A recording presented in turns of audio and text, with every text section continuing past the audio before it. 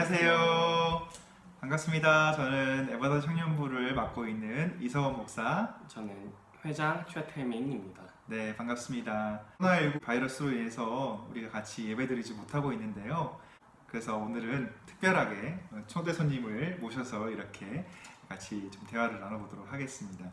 네, 어떻게 우리 태민 형제 지내고 있습니까? 저는 아버지 따라다니면서 지내고 있는데 코로나 바이러스가 퍼지기 전이랑 지금이랑 크게 다르진 않고요. 일이 계속 있는 상황이어서 네. 다만 이제 마스크만 계속 쓰고 일을 하고 있는 상황입니다. 네.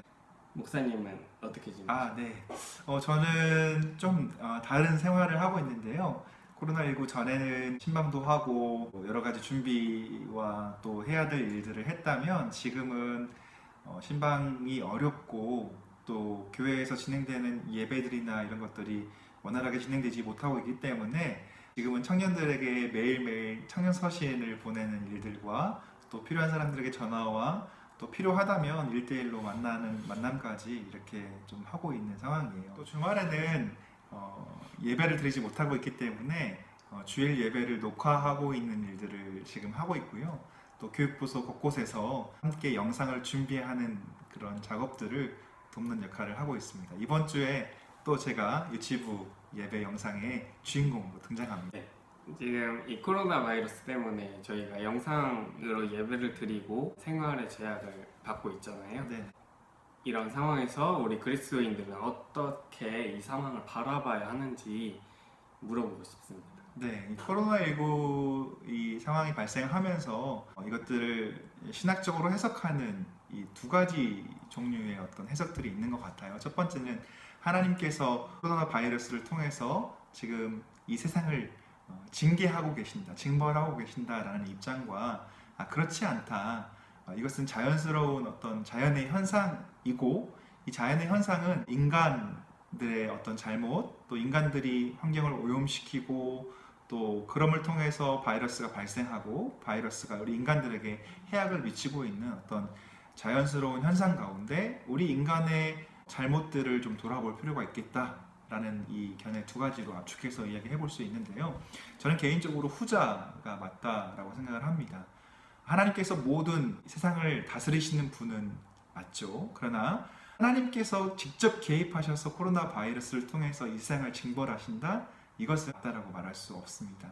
하나님께서 다스리시는 섭리 가운데 특별히 자연이라는 요소를 통해서 우리 인간들에게 지금 이런 일들이 일어나고 있는데 이런 일들은 인간이 가지고 있는 이기적인 욕심과 또 욕망으로 인해서 자연을 파괴하고 환경을 파괴하고 또 그런 가운데 발생하고 있는 어떤 바이러스라고 볼 수 있겠죠. 겨울에 속옷바람으로 나갔는데 감기에 걸렸어요. 근데 그것을 하나님께서 우리를 벌하기 위해서 우리에게 감기를 주셨다고 말할 수 있을까요? 그렇지 않다는 거거든요. 그래서 우리가 이 사태를 바라보면서 하나님의 어떤 책임이 아니라 우리 인간들의 책임과 인간들의 죄를 한번 돌아볼 수 있는 시간으로 좀 바라보았으면 좋겠습니다. 그런데 지금 코로나 바이러스가 수그러들지 않고 전 세계적으로 계속 확산되고 있잖아요. 이런 상황에서 어떤 한쪽의 시선에서는 어떤 혐오에 대한 반응과 시선들도 생겨나고 있는데요. 네. 혹시 이런 시선에 대해서 어떻게 생각하시는지, 그리고 우리가 이 상황에서 우리의 신앙을 어떻게 지켜가야 되는지 한번 여쭤보고 싶습니다. 네, 혐오와 차별에 대한 이야기가 지금 우리에게 많이 이야기되고 있는데요. 혐오와 차별은 어떤 데서 기인하느냐면 내가 당신보다 더 나은 사람입니다. 더 괜찮은 사람입니다. 라는 생각 때문에 우리에게 이런 현상이 발생을 하고 있는 것이죠. 그러나 성경은 우리에게 이렇게 말합니다. 모든 사람이 죄를 범하였음에 하나님의 영광에 이르지 못한다 라고 로마 3장 10절에서는 우리에게 말합니다. 그것은 무슨 말일까요? 바로 누가 누구를 혐오하거나 누가 누구를 차별할 수 있는 것이 아니라는 것이죠. 모두 다 같은 사람이고 모두 다 같은 죄인이라고 하는 것입니다. 지금 내가 코로나19 바이러스에 걸리지 않았기 때문에 나는 더 의인이고 옳은 사람이 되는 것이 아니라 우리는 그 자리에서 나의 죄인됨을 고백하고 알고 또 은혜를 구하고 또 그 고통을 당하고 있는 우리의 이웃들과 세계의 이웃들을 향해서 긍휼한 마음을 가지고 함께 같이 아픔을 공유하고 또 위로해 주는 것이 우리에게 필요한 일이겠죠. 특별히 저는 이 혐오와 차별을 극복하는 방법으로 배려를 이야기하고 싶습니다. 페이스북에서 한 글을 보게 되었는데요. 간호사와 사과라는 글입니다. 이 글을 간략하게 좀 읽어드리도록 하겠습니다. 이 간호사분이 암병동에서 근무할 때 한 말기암 환자분께서 갑자기 호출을 했답니다. 너무 급하게 호출해서 찾아갔더니 사과를 하나 내밀면서 깎아달라고 이야기를 합니다. 간호사가 너무 급한 마음에 달려왔는데 사과를 깎아달라고 하니까 허탈한 마음이 든 것이죠. 그리고 옆에 쳐다보니까 보호자가 지금 침상에 누워 있습니다. 누워 있는데 보호자를 깨우지 않고 자신에게 사과를 깎아달라고 말하는 환자가 너무나 미웠던 것이죠. 그런데 환자가 보호자를 깨우지 말고 사과를 깎아달라고 요구합니다. 다른 환자들을 깨우기 싫어서 간호사분께서 빨리 사과를 깎아줍니다. 그랬더니 이 환자분께서 또 요구합니다. 사과를 예쁘게 좀 깎아달라고, 예쁘게 썰어달라고. 간호사가 화가 막 나기 시작합니다. 아니 이 사람 왜 이렇게 나한테 요구를 하지? 귀찮은 마음에 빨리 아무렇게나 사과를 깎아서 주고 나옵니다. 그리고 있다가 얼마 후에 이 환자가 죽게 되죠. 그리고 나서 장례식이 끝난 다음에 이 환자의 보호자였던 아내가 이 간호사를 찾아옵니다. 그리고 손을 잡으면서 말합니다. 선생님 정말 감사합니다. 그때 사과를 깎아주셨을 때 자고 있지 않았습니다. 다 보고 있었습니다. 그날 저희 결혼기념일이었는데 힘이 없는 남편이 저에게 주고 싶은 선물이 바로 이 사과를 깎아서 저에게 주는 것이었죠. 근데 간호사님께서 이 사과를 깎아주시지 않았다면 저는 이 선물을 받을 수 없었을 것입니다.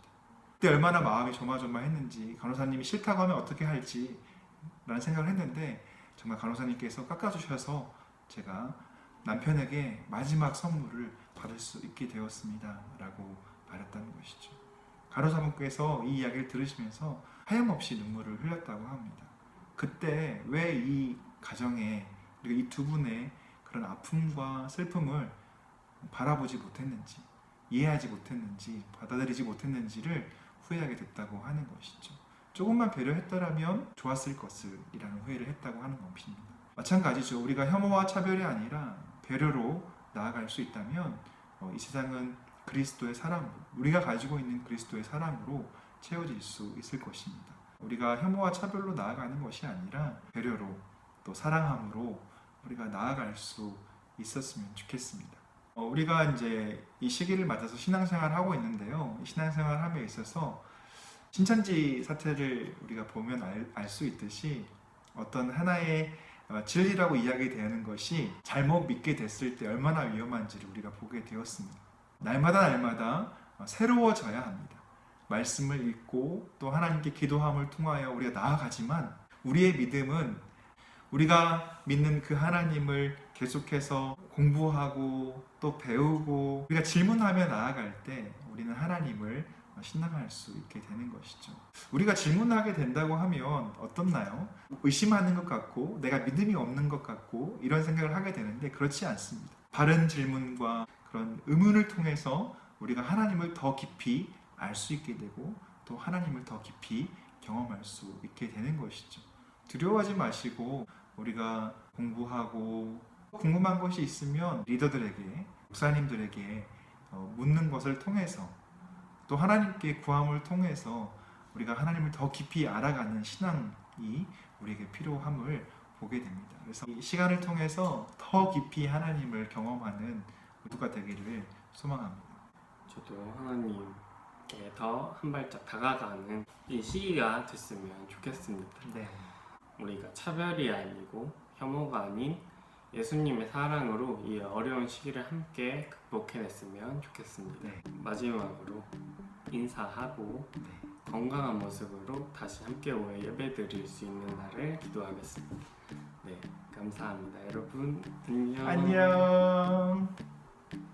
안녕, 우리 귀한 청년들 잘 지내고 있나요? 우리 매주 만나지 못해서 이렇게 영상으로라도 안부를 전할 수 있게 돼서 감사하네요.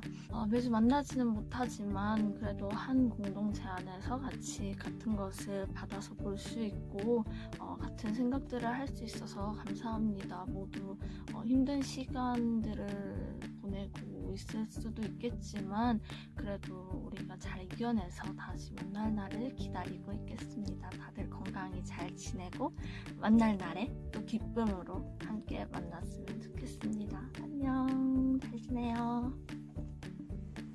에바다 청년부 그리고 오이코스 여러분 안녕하세요. 우리 서로 얼굴 못 본 지 벌써 2달이 다 되어가는 것 같아요. 매주 보던 얼굴을 못 보게 되니까 더 보고 싶고 우리 함께 예배드리고 교제했던 시간이 얼마나 소중한 시간이었는지 다시 한번 깨닫게 되는 것 같아요. 분명 새로운 2020년이 되었는데 열심히 살아보겠다는 다짐과는 다르게 그냥 시간을 흘려보내고 있는 것 같아서 저는 가끔 힘들다는 생각이 좀 들더라고요. 이렇게 2020년이 사라질 것 같다는 생각이 들었어요. 모두 어떤 생각을 가지고 어떻게 지내고 있는지 너무 궁금하고 저는 이렇게 잘 지내고 있습니다. 모두 힘든 시기지만 이럴 때일수록 서로 더욱 기도로 하나 되는 공동체가 되었으면 좋겠어요. 우리 다시 만날 때에는 더욱 좋아진 얼굴로 건강하게 만나요. 안녕. 안녕하세요. 코로나 때문에 우리가 이렇게 오랜 시간 함께 예배를 못 드리게 될 줄 몰랐는데 안타깝고 또 슬픈 현실이지만 그래도 우리가 희망을 가지고 함께 기도하면서 이 시기를 잘 이겨냈으면 좋겠습니다. 각자의 삶 속에서 우리가 마음만은 하나라는 것을 또 믿고 있고요. 코로나 때문에 많은 고통을 입으시거나 또 힘들게 또 일하고 계시는 그 모든 분들을 응원하고 또 중보하고 기도하면서 우리가 삶 속에서 또 할 수 있는 부분들을 계속해서 이어나가면서 이 코로나를 함께 극복했으면 좋겠고 빠른 시일 내에 다시 만났으면 좋겠습니다. 에바다 청년부 그립습니다. 네.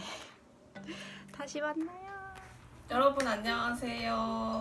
이렇게 갑작스럽게 영상으로 인사를 하게 되었는데 그래도 이 기회를 통해서 이렇게 얼굴이라도 안부라도 전할 수 있어서 감사한 일이겠죠? 저희가 지금 이제 함께 모여서 예배드릴 수는 없지만 이제 저희가 있는 곳에도 늘 하나님을 함께 하시고 시간들을 통해서도 저희가 있는 곳이 그 예배의 자리고 하나님을 누릴 수 있는 자리이기 때문에 그 자리에서 하나님이랑 또 대화하시고 하시면서 또 저희가 다 바쁘고 힘든 나날을 보내고 있잖아요. 그래서 그 시간들을 다 한 걸음 한 걸음 걸어가셨으면 좋겠습니다. 그래서 그렇게 하나님께 힘을 얻어가는 그 시간들을 보내시길 저 또한 같이 기도하겠습니다. 또한 저희가 한편으로는 모이지 못해서 참 아쉬운데 웃으면서 또 건강한 모습으로 만날 수 있도록 기도하고 있을 테니까 마스크 잘 쓰고 저희 건강하게 갔으면 정말 좋겠습니다. 안녕. 안녕하세요. 에바다 여러분 모두 건강하게 잘 지내고 계신가요? 얼굴 본 지가 너무나 오래됐네요. 그래서 저희가 이렇게 영상으로 인사드립니다. 모두들 코로나 때문에 답답하고 힘든 시간을 보내고 있을 텐데 저는 함께 모여서 예배할 수도 없고 특히나 연초에 신입생 친구들과 함께 할 수 있는 시간들이 사라진 것 같아서 너무 안타깝습니다. 그래도 우리 다시 만날 날을 기대하고 특히나 우리 사순절기간 하나님과 동행하는 저와 우리 에바다가 되기를 기도하겠습니다. 그럼 우리 다시 만날 날까지 안녕. 안녕. 잘 지내요.